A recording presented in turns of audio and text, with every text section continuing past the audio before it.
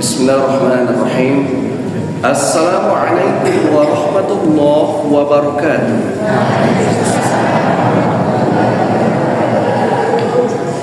Alhamdulillahi rabbil alamin.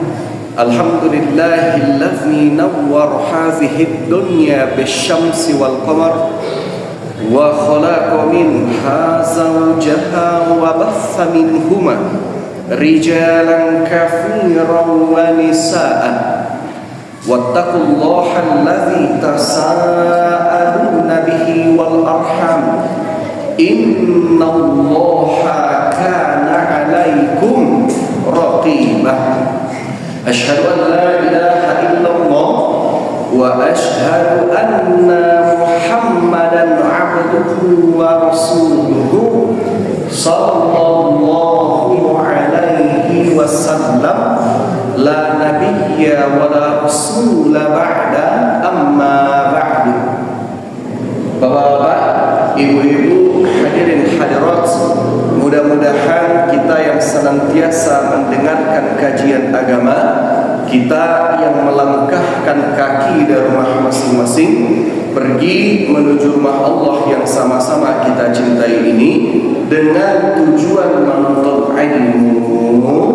Mudah-mudahan Allah Subhanahu wa taala merahmati kita dengan umur yang panjang, rezeki yang melimpah, tubuh yang sehat, sehingga dapat bertemu dengan bulan Ramadan yang insya Allah 28 hari lagi akan datang. Amin amin ya rabbal alamin.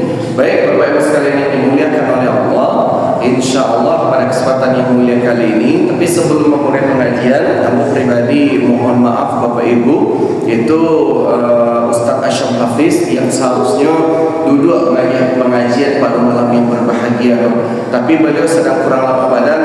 Itu yang beliau sampaikan, kamu dicuting, karena itulah ambo yang menggantikan. Jadwal ambo sabananya di Masjid Jami' Ladang Lawe, kiranya kebetulan keluarga dari Inyah yang di Masjid Jami' itu meninggal. Nah, jadi karena itulah jamaah salulah nyobai, rasanya nak mungkin pengajian nama beliau ambo yang menggantikan. Lain dimaafkan beliau Bapak Ibu. Lain alhamdulillah. Jadi tema yang akan kita usung kini mengenai Isra dan Mi'raj Bapak Ibu. Agar kajian kita menjadi lebih berkah, mari sama-sama kita bersalawat kepada Rasulullah sallallahu alaihi wasallam. Sallallahu ala Muhammad sallallahu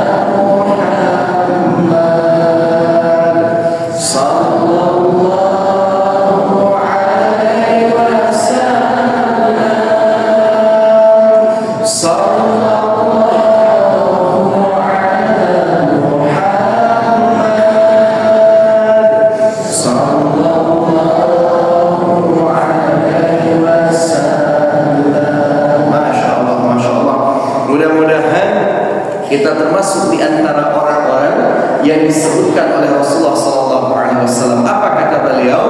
Man aktsaruhum salatan aqrabuhum majlisan. Mereka yang paling banyak salawatnya terhadapku di dunia, merekalah yang paling dekat rumah menuju ambo nanti di surga Bapak Ibu. Nah, amin amin ya rabbal alamin. Kalau ini bertetangga dengan Rasulullah, banyak-banyak bersalawat. Ibu ketika sedang memasak, boleh enggak kita sambil salawat tu? Boleh. Sallallahu ala Muhammad sallallahu alaihi wasallam. Insyaallah Bapak Ibu, makanan yang dimasak dengan salawat kok banyak mana garamnya, insyaallah lama juga. Kalau nak percaya, cuba lebih sur. Yang harusnya garamnya seujung sendok, masuk 2 sendok, insyaallah lama ya. Tapi kalau berang lagi mau dah tahu jawab lah. Isra tu nak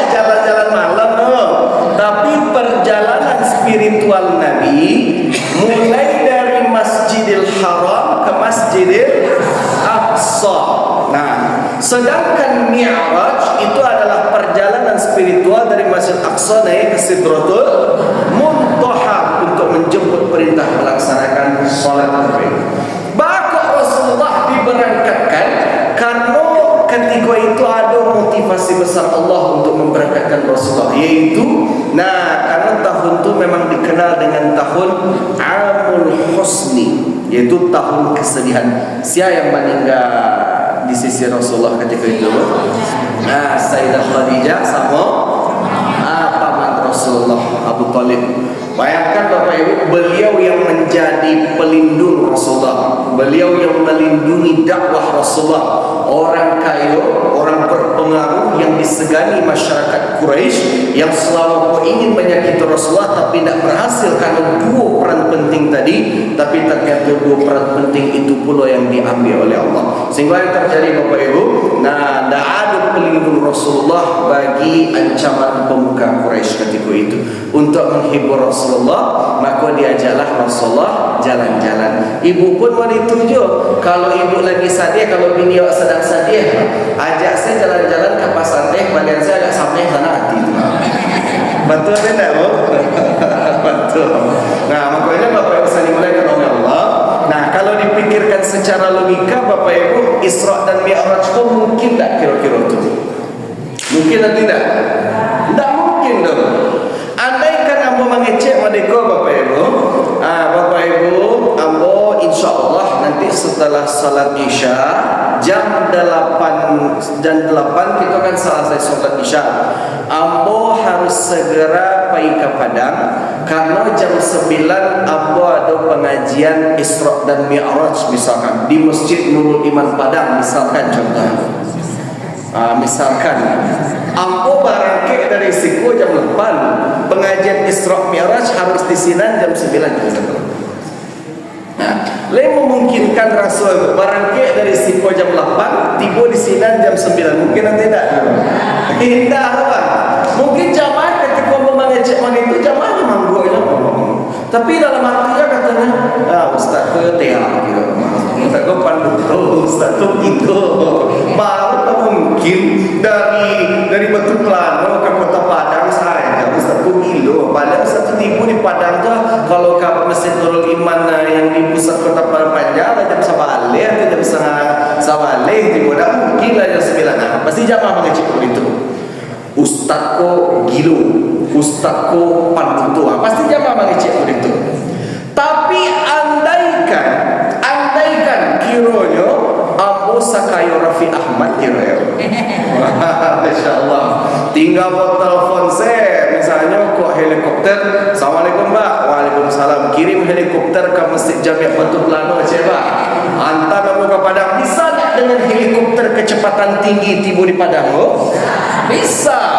Sedangkan di zaman kini saja apa lagi gilo kata orang. Pada teknologi canggih apalagi dulu di zaman Rasulullah. Ketika Rasulullah itulah tiba di Makkah, besok paginya disampaikan kepada pemuka Quraisy, ambo lah diberangkatkan dari Masjidil Haram ke Masjidil Aqsa, naik ke Sidratul Muntaha, menjemput perintah melaksanakan salat, diturunkan balik ke Masjidil Haram hanya dalam sepertiga malam saja. Bayangkan Pak, orang zaman dulu yang barangke junto jukudo, ada tuh sahabat tuh Pak, yo aras Muhammad tuh kira gue, nak gilo gue, nak panduto gue, jangan-jangan selama Muhammad tuh panduto mana? Yanglah beriman mulai agak goyang setiap. Yang ragu-ragu, yanglah goyang menjadi munafik. Yang munafik menjadi kafir. Yang kafir bertambah kekafiran itu. Kata pemuka Quraisy, tengok dari kalian kan, Muhammad kok gilo, seolah ada alat yang bisa dijadikan untuk menjatuhkan Rasulullah. Ada surah cie kurang lain yang harus kita yakinkan. Siapa itu? Yaitu Abu Bakar. Diturunnya Abu Bakar ke kebun beliau, ke taman beliau, ke ladang beliau. Karena ketika itu Abu Bakar sedang di ladangnya. Abu Bakar, ya, kamarilah pergi ke pasar, cuba dengar yang disampaikan oleh Muhammad.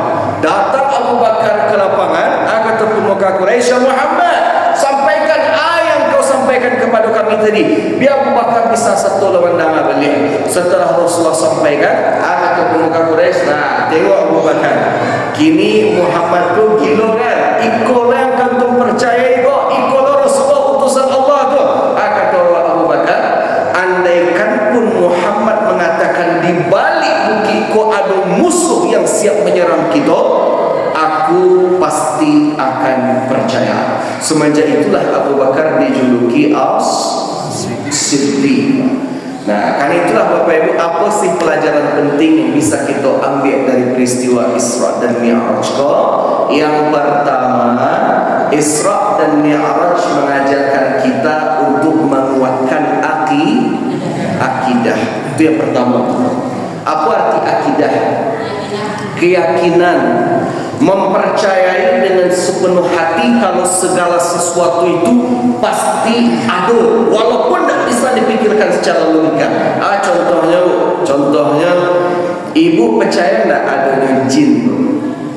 Percaya? Apa percaya tidak adanya malaikat? Percaya. Nah, kalau ada orang tak percaya jin, diragukan keimanan itu. Bukti kepercayaan kita, misalkan ibu pulang dari menjemput anak di bandara di Padang, tiba misalkan di Batu Kelano, harilah jam 2 malam. Jam 2 malam suami awak masih berberes di auto, anak-anak sedang lalu, ibu pergi dulu ke rumah, ibu ambil kunci dari tas. Pas ibu buka pintu, nampak rumah dalam keadaan mati lampu, dan orang surah Allahnya di dalam. Ibu ketika masuk, ayat ibu baca Assalamualaikum. Bapak ambo baca salam Ustaz, karena ada yang menjawab, tapi untung lain tak tadama. Karena kalau seandainya tadama, apa gitu loh. Ambo kadang ketika masuk ke rumah, kalam-kalam tu pulang kajian misalnya dari Lumuk Waswang, tiba di rumah lah jam 1 malam, ambo buka pintu, ambo baca Assalamualaikum. Sebenarnya dari dalam hati paling dalam baru jangan sampai tadanga waalaikumsalam. Karena kalau tadanga Assalamualaikum, tiba-tiba tadanga dari WC kamar paling ujung Waalaikumsalam. Kira-kira ibu maksud ada tak? Udah masuk, ada kematian, udah dulu mati. Tapi dengan membaca salam ketika masuk rumah, awak meyakini dalam hati bahawa ada malaikat dan jin. Setuju atau tidak Bapak Ibu? Setuju. Tu kalau kan seandainya kuat akidah kami, yang akan kami dapatkan. Ibu kuat akidah, ibu ajarkan anak ketika ibu masuk rumah, Assalamualaikum. Anak pasti akan bertanya, Ma, kenapa kita baca salam? Maka tidak ada orang di rumah, Ma. Kita baca salam karena ada malaikat nak yang mengawasi kita terus di rumah setiap hari gitu. Oh, sehingga ketika anak kuat akidah itu, anak tidak akan berani untuk membatalkan puasanya ketika sendirian di rumah. Sama mau ambo ketik dulu. Ambo masih di pasar beli bahan belanja, apa ambo masih di kedai itu, ambo di rumah surang jam 4 sore di bulan Ramadan. Ambo buka pintu kulkas, nampak foto Fanta lah tak minum sadana. Bangun tengok orang kiri kanan muka belakang, tak ada orang di rumah tu. Andaikan kau ambo minum mana foto Fanta kau, tak ada orang yang tahu dah. Pertanyaannya, kalau anak tadi kuat akidahnya, diminumnya tidak? Tidak. Kalau start dulu bahasa ketika mau ketek, dia mau minumnya dulu. Nah, sama aja mau dikau. Ibu pergi ziarah kubur, awak kan dituntut untuk acok-acok ziarah kubur. Ambo sengaja ziarah malataan makam orang tua ambo itu di Bukit Tinggi. Ketika orang tua ambo masih hidup, beliau sempat bagi wasiat mereka. Kata beliau, Bang, nanti kalau Bapak meninggal, nanti makamkan Bapak di samping makam ibu di makam mama saja, bukan mama beliau. Makamkan Bapak di samping makam ibu di, karena beliau itu sayang mana aja ibu beliau itu. Nah, jadi Pak, namun yang terjadi ketika beliau meninggal, etek-etek kami di kampung kan meminta bola Bapak ke kampung. Nah, kata kami balik Papa di kuburan di Bukit Tinggi saja. Tidak kami jalankan wasiat beliau. Bagus gitu. Kalau bukan urusan ibadah, itu hukumnya mubah, boleh di kerajaan, boleh pindah. Bagus Ustaz memakamkan beliau di Bukit Tinggi, sehingga kami kok taraga je beliau bisa mencari makam beliau. Lewat pulang bayi pengajian, takkan aja beliau kirimkan Al-Fatihah. Nah itu. Jadi ketika awak misalnya ziarah kubur, Abu ajak anak awak itu ke ziarah kubur, Faras, kita ke makam kakek yuk, kita tengok kakek yuk. Ketika mencari kuburan-kuburan yang banyak tu, ayo baca dulu. Ayo baca lah. Assalamu alayka ya ahlal kubur, atau assalamu alayna wa ala ibadillahis salihin. Anak pasti akan bertanya, "Ma, kenapa kita baca salam ke kuburan, Ma?" Kan ada orang menjawab. Ada yang menjawab, ada yang menjawab, yaitu kakek nenek kita. Oh, bayangkan Pak, ketika anak yakin awak ada kehidupan di alam barzakh, meninggal ibu tua, saya akan mengirimkan doa tu. Anak takanan di taraga ambo jual almarhum ama boy ngambilnya piti 50.000 nyewakafkan, ambo niatkan ya Allah ya Rabbi, ambo niatkan pahala sedekahku untuk almarhum ibu ambo ya Allah. Sampai tidak tahu dari mana ibu tahu sampai. Dalil.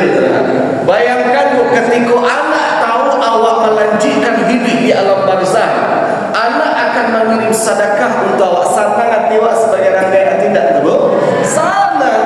Boleh Ustaz? Boleh. Yang tak boleh aku mahu Allah sebut tidak boleh hebat. Nampak kota infak awak masuk piti 50.000, kita mengecek mereka. Ya Allah ya Rabbi, ampunikan pahala sedekah koko untuk almarhum ibunda ambo ya Allah. Tolong sampaikan ya Allah. Tapi cubalah kalau nak sampai. Ambo nak apa sedekah ya Allah. Kata malaikat, emang siapa?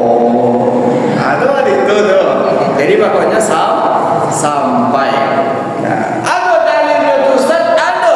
Seorang perempuan datang kepada Rasulullah dan mengatakan, ya Rasulullah, inni ummi matat, ibu ambo meninggal ya Rasulullah. Atasaddaqu anha, boleh nak apa bersedekah untuknya ya Rasulullah? Kata Rasulullah, Bapak Ibu, na'am, boleh. Nah, makanya Isra dan Mi'raj mengajarkan kita untuk menguatkan akidah. Walaupun sulit dicerna oleh akal logika, walaupun hanya bisa dipercayai dengan iman, tapi Isra dan Mi'raj itu memang betul-betul terjadi. Itulah yang disebut dengan akidah. Lah, itu poin yang pertama untuk Bapak Ibu. Ada pertanyaan sampai di situ dulu Bapak Ibu sebelum kita masuk kepada poin yang kedua. By the way Bapak Ibu, kalau ada pertanyaan, nah silahkan ditanyakan Bapak Ibu. InsyaAllah mudah-mudahan dengan keterbatasan ilmu Amba bantu jawab. Nah, kalau ada pertanyaan, kita satu pertanyaan setiap poin. Kalau ada yang lain nanti kita tanyakan menjelang waktu Isya InsyaAllah. Ada pertanyaan Bapak Ibu, silahkan sampai di situ. Bismillah.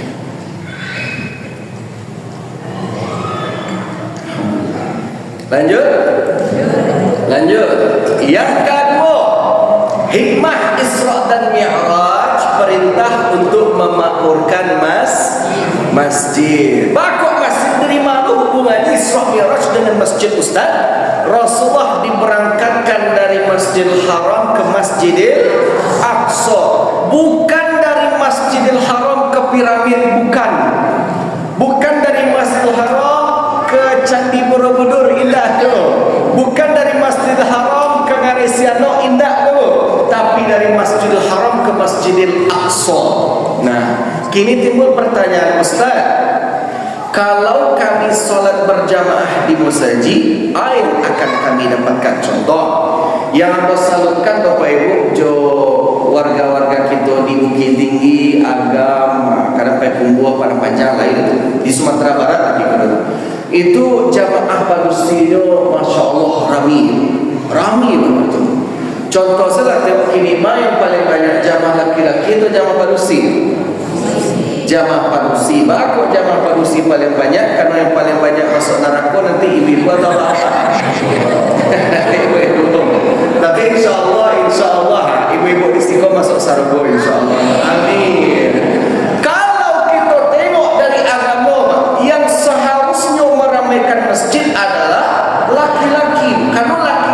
soleha, salatnya di masjid. Jadi kalau ibu kebetulan punya suami yang salat di rumah, dah salat di masjid lah dah. Latihan kau salah sembahyang di masjid. Ialah berarti ibu punya suami soleha. Kalau suami soleh itu salatnya di masjid. Kalau laki-laki jangan bapak salatnya di masjid. Pertanyaannya kini yang ibu-ibu lah. Ibu lebih senang sembahyang di masjid atau sembahyang di rumah? Di masjid, rancak. Tapi ada nak ibu-ibu yang lebih senang sembahyang di rumah? Lain Pak, banyak. Ada yang kalau tidak ada uzur, Pak, contoh uzurnya misalkan ibu-ibu pokoknya harus di rumah untuk anak-anaknya ketek-ketek masih bayi, tak mungkin kamu saja udah rancak atau rumah silakan. Tapi kok anak lah kadang-kadang satu-satunya tidak ada tuntutan, suami pun satu kamu saja, ibu rancak sholat di masjid dengan 3 syarat. 3 syarat itu yang pertama dapat izin dari suami. Tapi ingat suami awak ada suami orang tu. Tanya orang kaki tu. Dah, udah sembahyang kamu saja, boleh denai sembahyang kamu saja. Dah. Oh, boleh sama salah barangkali. Kalau mana itu rancak ibu di masjid.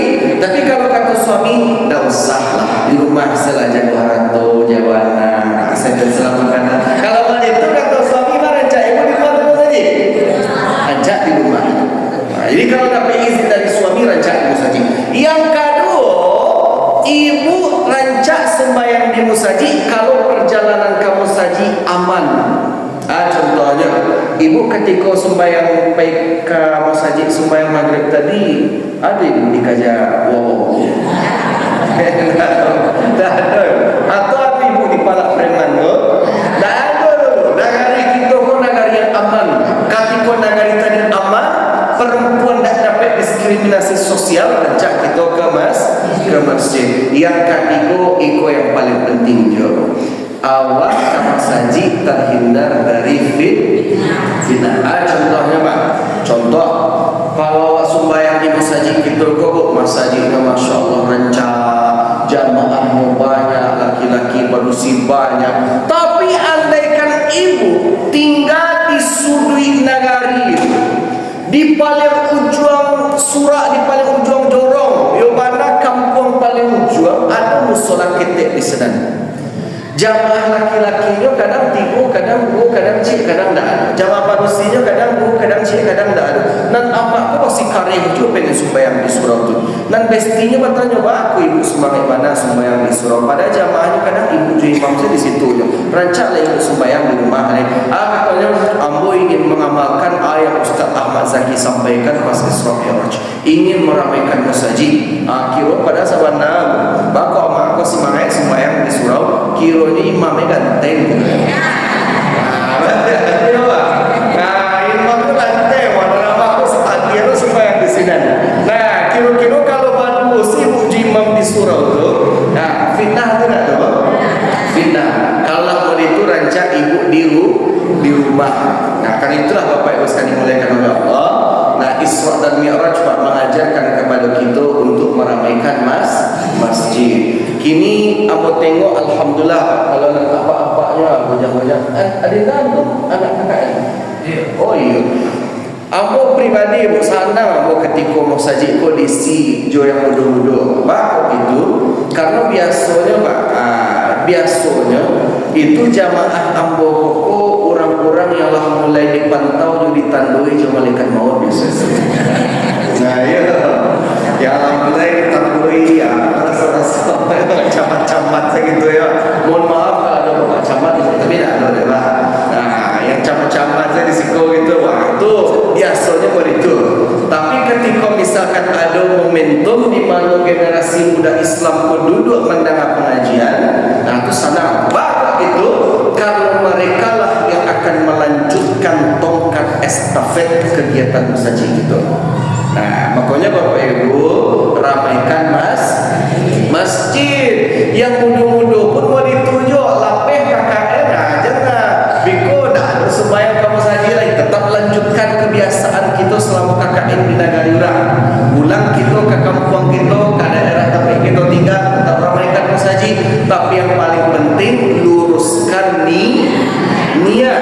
Ada bujang-bujang misalkan duduk mendengar pengajian kini. Kata apa kepada bujang-bujang tu, Ustaz tu senang mencari kalian. Kau yang duduk-duduk mendengar pengajian tu, you respect Ustaz tu. Motivasi kalian mendengar pengajian. Yang pertama, ambo mendengar pengajian tu Ustaz karena ambo ingin meramaikan musaji dapat syafaat dari Allah Ustaz. Ada dalilnya tu ada. Kata Rasulullah Bapak Ibu, sab'atun, ada 7 golongan. Yuzilluhumullahu fi dhillihi yauma la dhilla illa dhilluh. 7 yang golongan yang mendapatkan naungan nanti di hari kiamat. Tak ada naungan kecuali naungan Allah. Salah satunya adalah rajulun qalbuhu mu'allaqun ila masjid. Pemuda-pemudi yang hatinya terpaut ke masjid tu.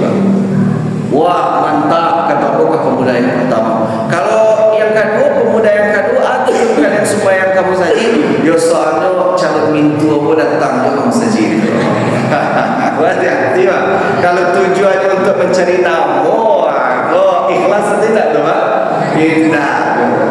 Percuma. Karena itulah Bapak Ibu kita meramaikan masjid. Lah, makanya Bapak Ibu ramaikan masjid. Lah, sebelum kita masuk kepada poin berikutnya, ada pertanyaan dari Bapak Ibu sampai di sini dulu, silahkan. Yang ragu-ragu, Bapak Ibu. Ya, Ustaz. Silahkan Pak. Tadi Anda sampaikan 7 yang akan menaungi di akhirat nanti ya kan? Kemudian yang muda-muda pencinta masjid. Yang tua-tua ini tidak Ustaz? Yang tua-tua itu tidak ada Ustaz. Nah, banyak ya Bapak Ibu. Banyak dosa Bapak Ibu khawatir itu. Yang tua-tua itu kami tidak dapat terusan lain. Karena yang ketujuh itu Bapak Ibu banyak. Contohnya pemuda yang takut kepada maksudnya yakhsyallah, orang yang takut kepada Allah. Sebenarnya Bapak Ibu duduk mendengar pengajian kita gini, itu sebagai bentuk bahwa kita takut kepada Allah. Bentuk ketakutan kita kepada Allah. Bismillahirrahmanirrahim. Fawailul lil musallin alladzina hum an salatihim sahun. Nah, itu demi Allah. Awak duduk mendengar pengajian tadi kita salat maghrib, nanti salat isya, itu karena kita takut kepada Allah untuk dicampakkan ke dalam neraka wail. Nah, itu termasuk satu dari 7 golongan itu. Siapa yang golongan ketujuh itu balik? Orang yang ketika memiliki kesempatan untuk berzina, kemudian ia tidak jadi berzina karena takut dengan Allah. Nah, itu termasuk dia. Nah, jadi ketika banyak muda-muda kini ketika ada kesempatan untuk berzina, diajak berzina tapi dia nak nabuh padahal dia mungkin bisa melakukannya dan ingin tinggalkan zina tadi, nah ini termasuk orang yang mendapatkan syafaat. Jadi insya-Allah walaupun Bapak Ibu mungkin tidak muda-muda, lain muda-muda tapi muda-muda 30 tahun yang lalu gitu ya. Insya-Allah dengan duduk kita mendengar pengajian kita kini itu insya-Allah akan mendapatkan syafaat nanti di mana insya-Allah. Amin. Ada yang lain Bapak Ibu silahkan. Ada yang lain lanjut. Nah, mungkin waktu seketik itu akan kita manfaatkan untuk motivasi. Rasulullah itu diberangkatkan dengan tujuan untuk menjemput perintah melaksanakan salat. Itu poin yang ketiga. Perintah untuk melaksanakan salat. Kini kembali kepada poin yang kedua tadi, Ustaz. Kami salat alhamdulillah lain ada tinggal-tinggal Ustaz. Tapi mana rancak salat di masjid atau di rumah? Ada ibu ingin salat di rumah, tak masalah ada. Dalilnya ada. Tapi ini kok ditanya ke aku lebih memilih ibu-ibu pun salat berjamaah di masjid. Keuntungan kami sembahyang berjamaah di masjid yang pertama, wa bikulli khutwatin tamshiha ila sholati sadaqah. Setiap derap langkah kaki kita ke masjid dihitung sebagai sebuah sedekah. Cubalah bila-bila ibu lagi gabut gitu, ibu lagi tak ada karajo, cubalah ibu datang ke masjid, kemudian ibu hitung langkah kaki. Kalau ada rumah, langkah kaki kanan dulu tuh kaki kiri dulu. Kanan dulu. 1, 2, 3, 4, 5, 6 sampai ke pintu masjid hitung. Sementara ibu dapat, alhamdulillah dapat 500 langkah Ustaz. Dapat ibu 500 pahala sedekah. Itu yang mengecek Rasulullah. Nah, kalau ibu alhamdulillah lama itu dapat 1000 langkah Ustaz. Akan ibu yang pertama, ibu paduto ibu mah. Mengapa paduto? Ibu mengecek ibu dapat 1000 langkah. Sedangkan rumah ibu lebih dekat kamu saja. Ambo siang Jawa dapat 500. Akan ibu tu, ya soalnya apa kita kamu. Kalau apa kan lain-lain cara-cara gitu. Nah, makanya ibu yang sholat di rumah tidak dapat pahala langkah kaki ke masjid. Yang kedua, wa bi kulli harfin 10 amsalha. Satu huruf yang kita baca dapat 10 kebaikan. Contohnya Pak, andaikan ada imam Allahu Akbar waladdallin amin bismillahirrahmanirrahim nun Allahu Akbar nun saja baca ya Pak. Laisa sembahyang itu laisa sembahyang itu Pak sah, tapi ada imam baca nun saja tidak. Kalaupun ada imam membaca nun, ya imam tu tawang pilih balapnya cekik balap dia. Masa iyo imam baca nun saja, minimal baca lah surat paling pendek. Ibu kalau solat di masjid, semakin panjang bacaan imam, semakin gadang pahala ibu. Tapi kalau ibu sembahyang di rumah, apa yakin yang ibu baca pasti kul. Betul tidak tu? Kalau apa pasti kul tu dia baca apa? Dari mana Ustaz tahu? Soalnya mau itu dah baca. Sama ya. Makanya Bapak Ibu ketika kita salat Allahu Akbar, ibu salat di masjid semakin panjang baca imam, semakin gadang pahala kita. Lah, ini itu yang kedua tu. Yang ketiga contohnya lain, ketika kita meramaikan masjid, kita dapat fadilah keutamaan doa. Kalau disebut doanya seseorang untuk berjamaah. Berjamaah.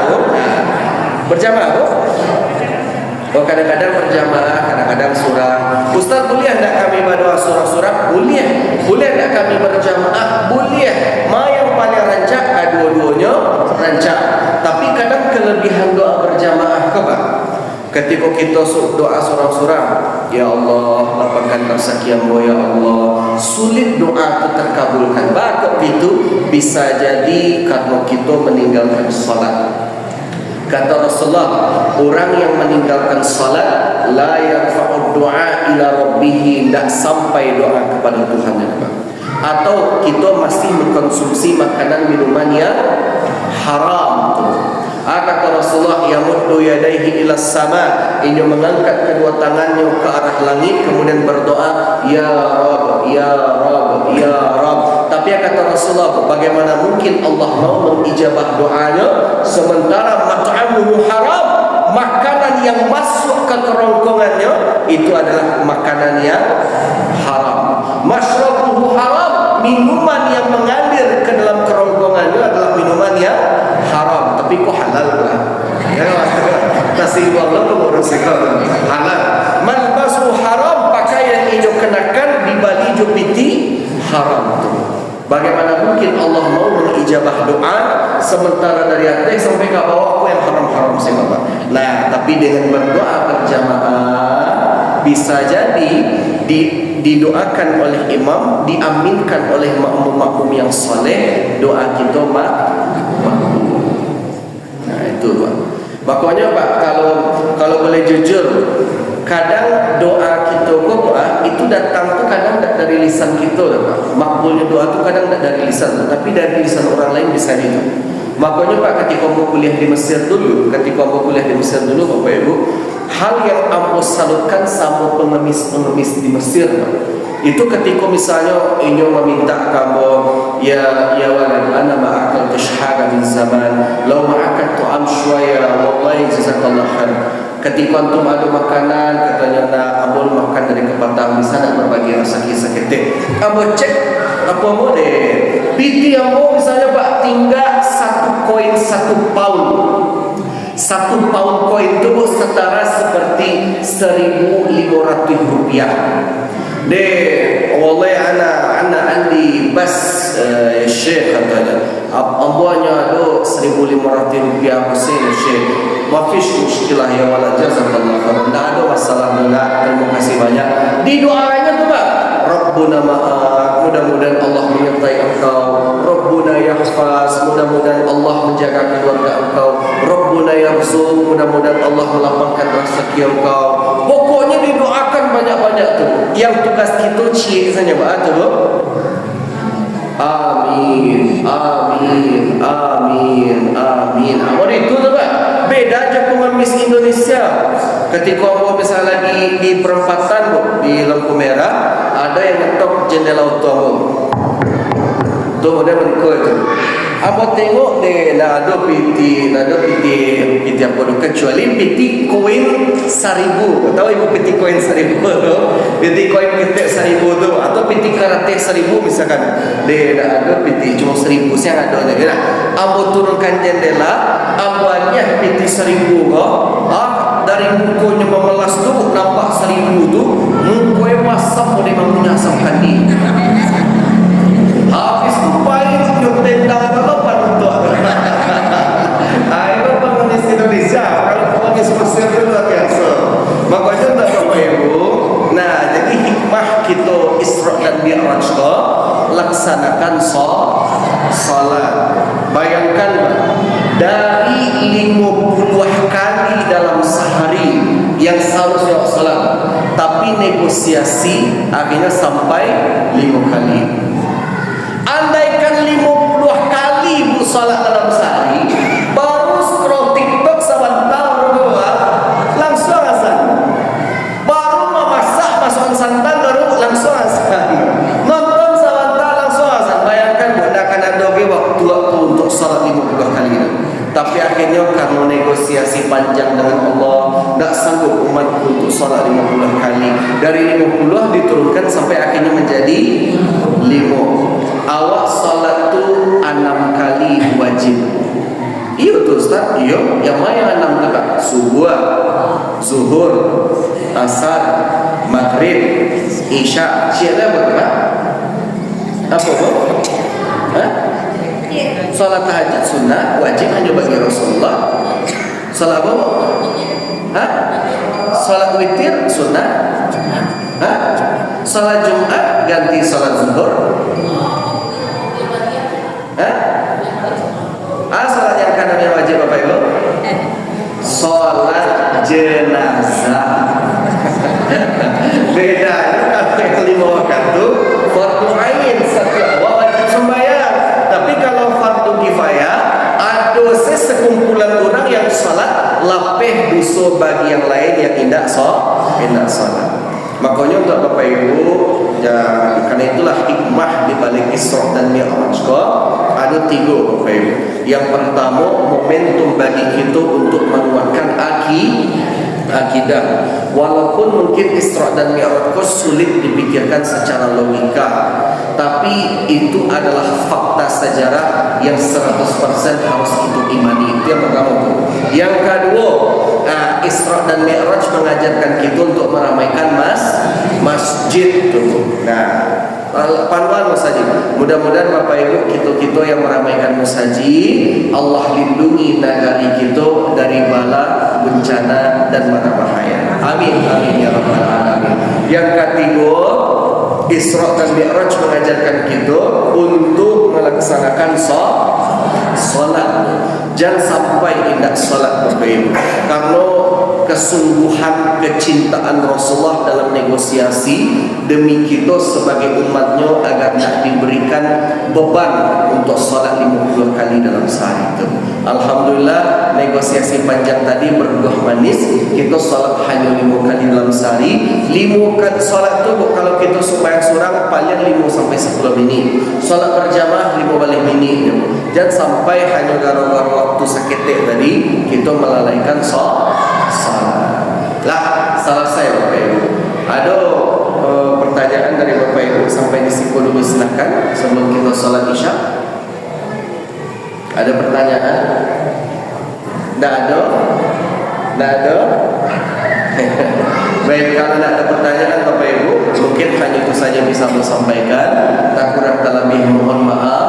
Billahi taufiq wal hidayah. Assalamualaikum warahmatullahi wabarakatuh.